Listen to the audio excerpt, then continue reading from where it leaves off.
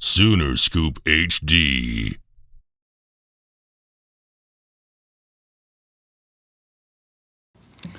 All right, hey, I'm not going to really have an opening statement. I know it was practice number 9's in the books, so we're spring games, right down the road. So not many days left. So got to make these last few days count.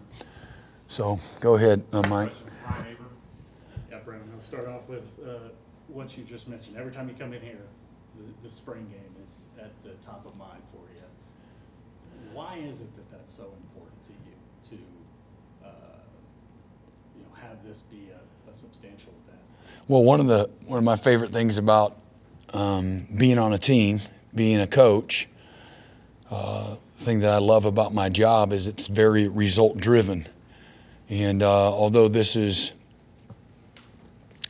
quote unquote just a spring game, it's an opportunity for us to, as coaches, be able to quantify and measure improvement from the beginning to the end, and so that we can survey where our team is and what was good, what wasn't so good, and an opportunity us to create some momentum and going into our out-of-season program this summer. And so for me, that's exciting. All of it, the good days, the bad days, the good moments, the tough moments, the great plays, the bad plays, all of it's really, it really helps develop you, both good and bad. So to watch our team mature and watch leadership develop through the course of the spring, to watch us improve fundamentally and doing the little things right, and not only what we're doing scheme-wise and fundamental-wise, but how we do what we do. And that, as I said to the team just now, that to me matters more than anything. We get that right, then everything else will fall into place. And again, love the spirit of this group. And I said that before we started the spring. Our mindset, our emotion, our energy, our effort has been really good. And got a great spirit to them. And we got a long ways to go to a lot of things that we have to improve at to be before we're ready to play a game in the fall and be a championship type team. Just got a lot of things we got to get better at. And our guys know it, though. They're not shy about that. They're willing to put the work in. Again, we got good, tough leadership, and like the buy-in. The buy-in's been there, and the effort's been there. They have a workman-like attitude, and we're getting better at going to practice and have a game rep mentality, a game simulated game emotion, intensity, passion, enthusiasm, focus. That's what it's about. The practice should be so much harder than any game. And that's everything, like every bit of practice. If that's a pre-practice walkthrough, if that's, individual, if that's one-on-ones, if that's a team setting, for us to continue to improve and have, again, really a goal of daily improvement. That's what it's about. You can't just show up and improve. Everybody is showing up to practice right now, but not everybody's improving. And that's the challenge for us as coaches. I want to recruit to that. I want to develop that. And that's the expectation. That's our standard. And it's not just practice 9. It's, you're not getting that back. This game will punish you. It'll humble you for what you do on April 8th. Okay? Come September, come October, for what you do or you don't do. You're putting money in the bank. It's like compound interest.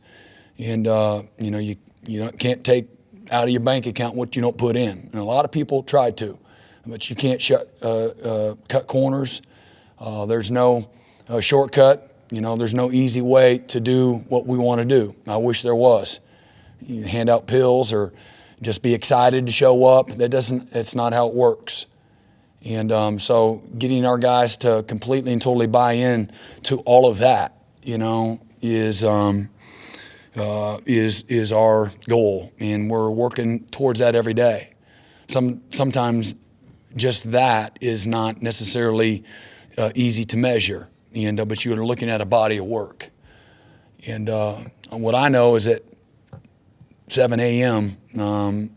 thus far through 9 practices, our guys have showed up to that 7 a.m. meeting on the edge of their seat, ready to go. And I'd be the first one to tell you if we were failing in that department. So to me, we got a chance. And when guys are being accountable and they're invested and they're willing to be coached. Average players don't want to be coached. And good players receive coaching, and great players want the truth.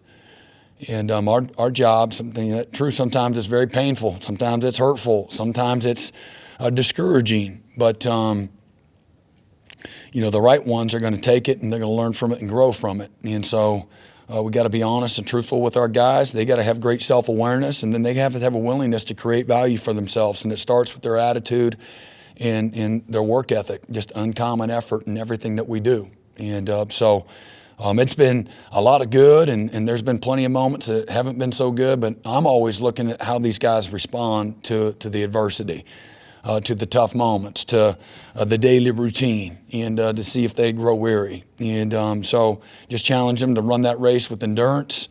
And but every day, every moment does matter, and to get that kind of buy-in. So, that's got to be a mindset and a culture and a foundational piece of our program. And again, we're just kind of a little bit at a time, just throwing that dirt, adding additional soil as we build the foundation of the program. And today was another day for that. So I don't know if I answered your question. I forgot what you said, but I think I might have answered it, maybe. Yeah, I appreciate it. Okay. Yep. We'll go to Jesse Clinton, Norman Transcript. Very good to talk to you. Mm-hmm. I wanted to ask you, several of the players on both sides of the ball talked about just how fast Jeff's offensive system is and how the adjustment that comes with that. But I wanted to ask, what impact have you seen his system, how fast it is, what impact have you seen it have on the defense? Has it forced them to play faster? What kind of effect have you seen? Well, it needs to. It creates a sense of urgency about all the pre-snap procedural things, from the sideline to the field, to the communication, to getting lined up, again, with urgency. I love it. I love all of it, because it challenges things that in some ways are out of your control as a coach. And the players need to buy into my pre-snap procedures. Stance, alignment, assignment, key. And to me, the challenge every day, every play is to take away something, to neutralize something that they want to do or they view as a strength. And as I challenge both sides of the ball and challenge offense, because that's great. And they can get to a pace where next thing you know, they're dragging people up and down the field. Okay, and making them quit. That's the goal. That's the mindset. You want to taste blood. You want to go for the jugular. That's what the game's about. But you can't rely on that as the answer. To me, the answer is fundamentals. It's technique. It's mindset. It's physicality. Okay, it's precision. The attention to detail. Okay, it's 11 guys playing with purpose. 11 guys being on the same page, and you just are forced to do it. You get a lot of snaps of it in practice.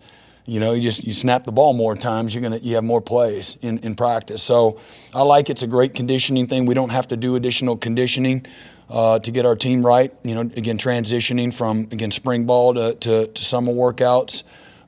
That in itself is a great challenge for our guys and a way for our guys to get in shape. But it really challenges you both physically and mentally, and develops the toughness that you got to have to play this game. When you're practicing at a really tough, challenging pace. Over here, Eric Bailey, Tulsa World. Hey, Brent. Hey, Eric. I want to ask you about Kell Gundy. He's close. Did you introduce your guest? This is my daughter, Mandy. Hey, Mandy. How are you, hon? So are you skipping school today? That's homeschooling, right? Homeschooling. Softball tournament at the Hall of Fame Stadium today. So Fantastic. So we snuck away. That's good for you. Nice to meet you. I wanted to ask you about Kell Gundy. He's entering 30% of every OU game played. He's been either a player or coach. We're getting that close now. Can you talk a little bit about retaining him on this year's staff? And what do you remember back in '99 when you guys first arrived in New Orleans? Well, again, he's always been a great connector of people, procedures, connects you to the history and tradition of the program. You know, he's embedded. He's really he's like the very fiber itself. He loves this place, incredibly loyal, but he knows so many people. He's got a great memory, so he's able to pull from all the past experiences, both good and bad. And but he loves this place. He loves his players. Got a great knowledge of football 101. And so whether it's recruiting, this state or the state of Texas, or it's football, X's and O's, or again, being able to connect people to get things done efficiently, you know, he's the guy. There's nobody that's more qualified to do it. But he's just a rock of stability and consistency. Again, incredible loyalty. You can coach him probably harder than anybody in the program. He's got great thick skin. His dad, Ray, raised him the right way. And, you know, ultra competitive. But he's going to show up early and stay late every day. So he's really what you want from anybody associated with the program. Yep. Yeah, Hey. Brent, you got to work with Miguel Chavis, you know, not as an on-field assistant during the last, 5 years. Now that he had his own room, what's been your first impressions and what have you been doing? Well, again, he did actually coach for us. We had some COVID issues, but your point's well taken. He's exactly who I thought. Like, this is a relationship game. So even though he wasn't coaching the X's and the O's for everybody else to see, I knew his football acumen, what he knew, because we're in the meeting together every day for 5 years. Lots of conversation, and then in regards with the players, man, he's always been a very relational, super easy, well connected. The players have always respected him. So this is just, if he knows what he's talking about, they'll respect him. From that standpoint as a coach, as well as knowing that he cares for them and loves them, and he's invested in them. So when you have that, you have trust, and that's where it all starts. There's no commitment without connection, and that's something that's probably his greatest strength. But I always knew he knew the game and knew the fundamentals, and not just knew the what and the how, but the why and the when. And that just comes from being around each other in this game. We talk football nonstop, and certainly he's coached at camps, every year as well. And so I had great clarity on who he would be. And so the excitement and the appreciation and the thankfulness, and the steadiness that I knew I'd get from him. Like, he's very invested in being great, and so. My impression has been validated, what I already anticipated and expected. But Miguel's done a great job, has a great future, has done a great job already, in his young career, and brings great energy and value to us every day. Next to him, John Hoover, SI Sooners. Hey, Brent. Hey, John. So I wanted to get your perspective on how Justin Harrington happened. This time of year, he's been in the transfer portal since October. The whole picture, how did it all shake out? Well, I won't get all the way in the weeds, but he's come to me a few times since I got the job, and through a lot of conversation, not only with him but other teammates, prior to making a decision to let him walk on. Got confirmation who he was as a young man. Openly, just was honest. Felt like maybe he made some mistakes with how he responded to some adversity, and maybe some decisions that he made. And through conversation with him, and again with teammates, felt like he deserved some grace. We all deserve some grace. So he's walked on, and he's been good as far as high effort and tough, and allows you to coach and things of that nature. He seems like he'd be a real asset to the secondary. We'll see. Yeah, it's a long way to go. I'm just not trying to be evasive, but we got a long way to go.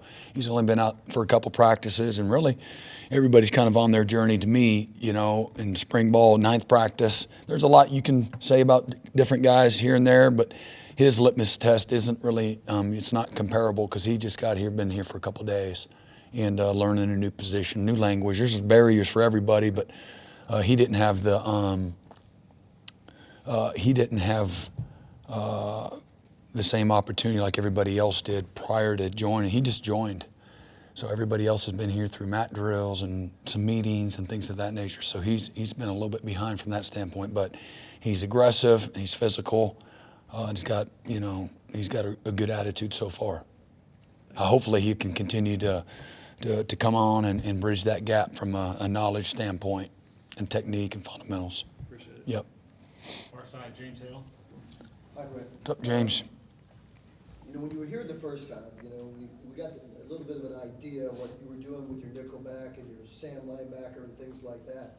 You've evolved so much, you know, in your second half of your career, really at Clemson and now here. I'm curious, talk about your nickel, who you got there and how you kind of run it. And is it still intertwined with the Sam? And who are you running, or what are you looking at Sam?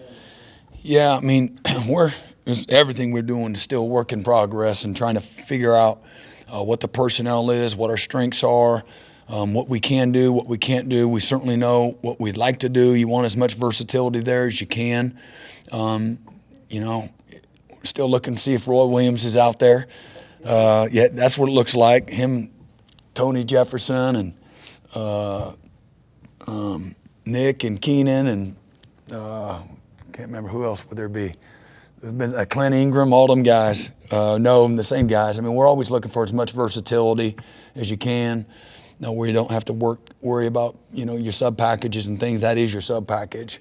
And so whether it's coverage or playing in space or fitting in the run game, people that can do all those things. So we're getting a lot of people that an opportunity to look at it. And my expectation is where we're at right now, we'll be on a different planet starting in fall camp. And I just expect a lot of growth to happen. And so I'm looking for the same stuff as always. That guy can go be a post player, can play a half, he can play down in the B gap, he can set the edge on the perimeter screens, he can cover wheel routes, you know, he can spy the quarterback, he can do a lot. You know, that's what we're looking from that position. Is Ted Roof somebody like that with his experience? Could he fit in there? TD? Yeah. I mean, yeah, he's played there, so he's done some of that too. We're moving him around a little bit, but yeah, he's had experience, and a lot of it's you got to have moxie, you got to have instincts. We have a coach on staff, Ryan Carter, that at Clemson he played there multiple years, but he also played corner and played some safety. But Ryan, you know, I'm not sure. Let me see, he's about like this, so however tall that is. He's just itty bit, but he played like he's 6'2". And that cool thing on looking at all the install clips, this guy's playing against monsters, whether it's Ohio State or it's Notre Dame or it's Alabama. You're seeing him show up all over this tape. But he's, you know, he got a good skill, but he's big, plays physical. I don't care what they look like, really. I'm focused on how they play and what kind of skill set that they have. So we'll continue to do, you know, things that we've done in the past and looking for the same type of things, you know what I'm saying, you know, from that position. But we also always try to protect them based on, okay, now where we at here, it is game week. All right, here's their strengths. Let's play to their strengths. Let's protect their weaknesses. Let's not ask them to do things that they can't do just because that's what we do. That's not how it works to me. It's not, you know, our job is to make sure that we take advantage of the things that they do well and protect them. Mm-hmm. We're here, Sam Mays, Sports Animal Tulsa. Hey, Sam. Good. I talked with Wes Sims on the way in this morning. He told me to tell you. We talked a little bit about the offensive line, new offense, new people in that room. Yep. What's communication been like along the line of scrimmage and practice? On the offensive line? Yeah, I've been really pleased. Got a few guys banged up, you know, here and there. But I really like that group. Coach Bedenbow does a fantastic job. And whether it's systematically or there's more certainty or these guys are just hungry, not really having studied what we did a year ago, these guys are playing with really good cohesion, really good chemistry, playing with a tough-mindedness. Now they know what they're doing. They move the line of scrimmage a lot more than my liking. I'm supposed to like it all, but I'm not going to lie. When I can see quickly, you know, if we're doing things right on the defensive side of the ball, or if they're doing things right on the offensive side of the ball. quickly when we start practice. So they've been really physical. I'm very impressed with how we attacked winter conditioning and the ability there to endure and how we'd run and just the buy-in. That group's probably had as much improvement as anybody from the time we started in January to where we're at right now. And again, we've had some guys, we had a concussion, we had a sprained ankle, we had a little groin. And so, but when they've all been together, it's been a really good, strong group, a point of strength for us. Mm-hmm. Second row, Justin Martinez, the Oklahoma. Hey, yep, you bet. Going back to the defense and how they've been tested with the up-tempo offense, just with this being a player-driven group, who are some guys you noticed on defense that really kind of rose to the occasion and helped lead this group? Yeah, I mean, guys that have been consistent for us. I mean, I'd start with Woody Washington. I think he's been one of the most consistent guys at all three levels. I like our skill in the secondary. We're still learning language and some alignments and some of the fundamental things that we want them to do. Communication things. We're trying to create as much stress as we can. But I really like that secondary group led by Woody. Woody's been our most consistent guy. That's probably not surprising. He's healthy. And I love the attitude of the group. They're very hungry, very driven. Got some good young players. But between Billy and Key and, Robert Spears and Justin Broyles, we're banged up at one of the corners. But I like our guys there as well, from Kenai and Woody and help me out here, DJ Graham, and I like Josh Eaton, and we've been banged up. Trey Morrison been a little bit banged up. He was back out there today. He's playing inside and outside as well. Kendall Daniels, that group, I like that group. We'll add C.J. Colden here shortly as well. I feel like I'm missing somebody there. Certainly some of the freshmen that are coming in, but that's a really good, hungry group. The backers have been same thing. I mean, our buy-in has been just outstanding. Not like good, like they're up here all the time. When I was around the offices during the bowl prep for the Oregon game, it was like a ghost town every day, and I was a little worried, just trying to observe, like, where's everybody at? There's no life, and so I worried about, guys that, just what the investment was, watching tape, and just trying to be detailed and excellent at their positions. But boy, the script's been flipped from my initial impression, and they've been wonderful as far as the buy-in, but. We got length and speed at defensive end. So again, whether it's Grimes and Downs or Jonah and Marcus and then inside, I'm looking for our ability to execute right now. And I think the tackles. I don't think anybody has stood out from other guys necessarily. They've been really a consistent group for us inside. Jordan Kelly's probably he might have had so far through 9, maybe he's probably the highest graded, and Jeffrey's done a good job. Red has flashed, Coe has flashed, Ellison has flashed, and then again at backer, I like the backer group. We're not real deep there, but I like our leadership and our buy-in there. Deshaun was banged up for a couple days, but he's got a good ceiling to him. And Shane has really come on and had a really good fall camp, or spring camp rather. Stutzman, so far he might have had he might be the guy that was just a little bit ahead of everybody else, making plays sideline to sideline. And TD has been a rock for us. David has really done a great job. He plays with a lot of energy. He's physical and learning how to play quick and efficient in space, and has done a good job of getting better that way. And then young guys are trying to figure it out. Like, it's hard. You think it's already hard, first year or first semester on campus, and then you throw in learn the new language. And then you throw on top of that, you know, a very high-paced practice. And how we practice, try to be very efficient. So, but they're all doing a great job. They're when they know what they're doing, they're runners, they're hitters, they're physical, they're good teammates. They've done a real nice job. Mm-hmm. You got time for 2 more? Coach, got time for 2 more? Yeah. Okay. Yep. Ryan Chapman, SI Sooners. Hey, Coach. Hey, Ryan. Jay Lye was in here earlier, and he had talked about being one of the few guys on the defensive staff that hasn't worked with you on staff. How's that been for you, finally getting to work with them on staff? And what kind of response have you seen from this cornerback group? Because they seem to rave about having a guy in that position, or in that room, that's played the position before, knows the ins and outs. Yeah, so I've known Jay for a number of years, and just became friends on the road recruiting. Really liked his energy and liked his story. Remember him out of high school at Colleyville, and you know, he's done things first class. He's everywhere he's been, he's made them better. He's been in a lot of places for a short amount of time, but he's done a great job where he's been. Just has a great reputation for doing things the right way. Great husband and father.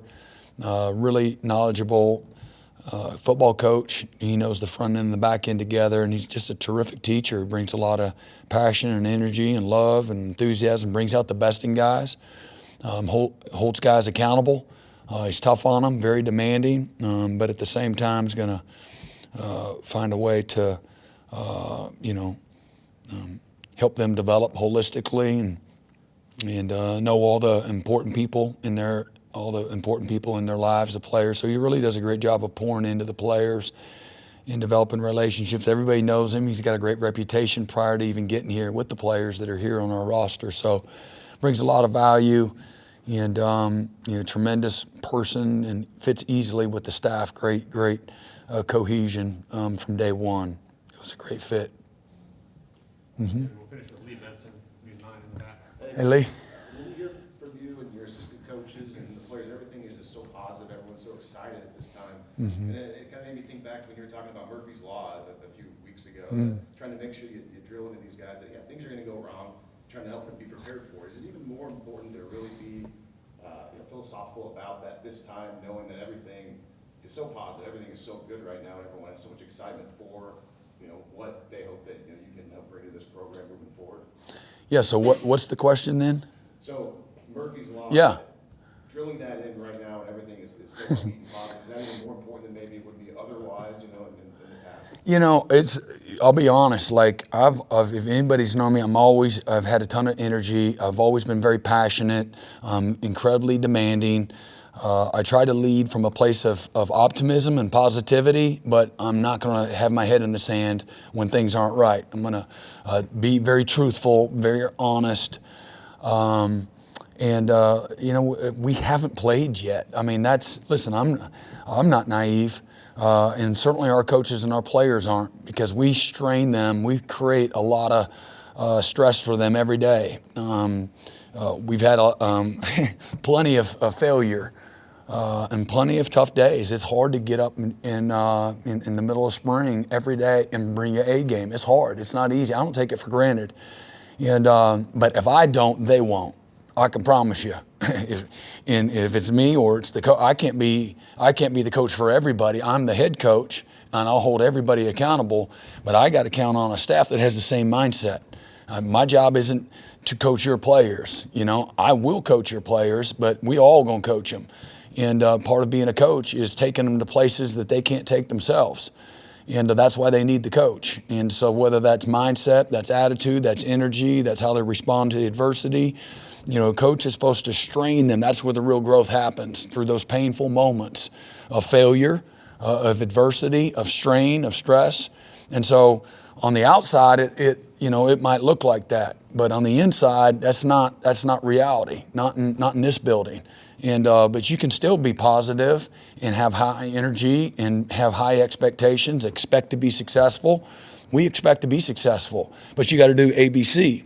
And maybe some of the optimism is our guys have been willing to invest in the things that we've asked them to do. They have had a willingness to be led. We've taken them to some tough spots, and they've responded. And we got a long ways to go. And you're going to get what you earn. You got to pay full price. And we're gonna have the kind of season that we pay for in April and March. And we're building that season right now, one day at a time. Whatever that season is, we're the architects of that. You know, we're the craftsmen of that season that we're going to have. Whatever that season is, and it's a work in progress. We're under construction every day. And but if you don't love what you do, you'll never be great. So I think some of the enthusiasm it's really love for what you do. And to me, it's not like, oh, everything's great. No, everything ain't great. But you know what? I love what I do. Okay, and being able to be real and live in that space and still be passionate, that's where we are. Okay, and knowing that, yeah, it stunk today in this moment. Yeah, good. That's good. That's a good thing. Okay, knockout drill, 2 touchdowns in a row at the end of practice. Good. Okay, you get your teeth knocked in an inside drill. Good. That's good. Okay, we got a thud tempo and somebody got tackled to the ground and he gets mad and he's all, moaning and, complaining and everything. Good. Okay, that's good. It's all good. And but that's not being naive or you got your head in the sand and I know what's coming. I've done it long enough. I'm not beating myself, but I've done it long enough. I know what the expectations are in that stadium. Okay, and that's why my expectations are from the fans and from the administration is no different than my expectations from the players and the coaches. If best is the standard, then everybody, that's what our players deserve. Everybody has a part. Everything that we do matters in this program. How we show up on the spring game matters. We're going to have recruits here. It matters. Our players are going to bust their tails for this place in September and October, November and December and January. Okay, then we expect the best from everybody else, supporting the program the right way. Okay, don't matter what the temperature is, what time it is, where the sun is during the day, what we're doing if we have a halftime show or not. Okay, we're road or we're away, what uniforms we're wearing, none of that stuff matters. Show up, okay? How we show up matters, okay? Send a message. If we talk about this program being one of the most tradition-rich and best programs in the history of college football, then show up with some pride on the 23rd. That's the expectation. The expectation for us is we show up and play passionate. We play tough. We play disciplined. We play with uncommon effort. Okay? And the expectation for everybody else, just like every sport on this campus, if I'm a Sooner, then I'm a Sooner. I'm not Sooner when it's convenient. Okay? I'm not a great fan when it's convenient. Okay? That's not how it works. I wish it did. Everybody expects me to bring my A game every day. Okay? I like that. I like the expectations. I embrace that. I expect our players to do the same.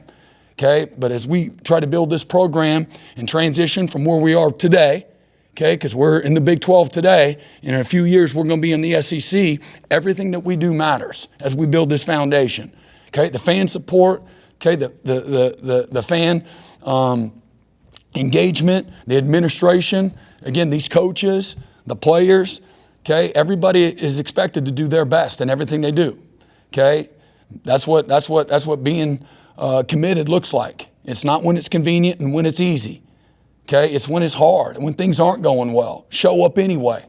Okay? When it's not convenient, oh yeah, we want to tailgate all day. Well, sorry, we played 11. Okay? Show up.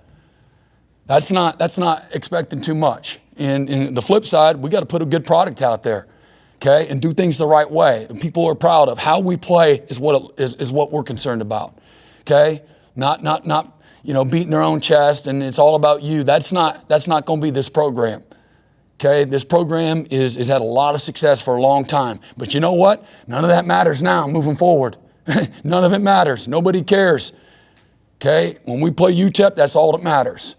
That'll be the biggest game of the year. And when that game's over, guess what? The next game's the biggest game of the year. They all matter.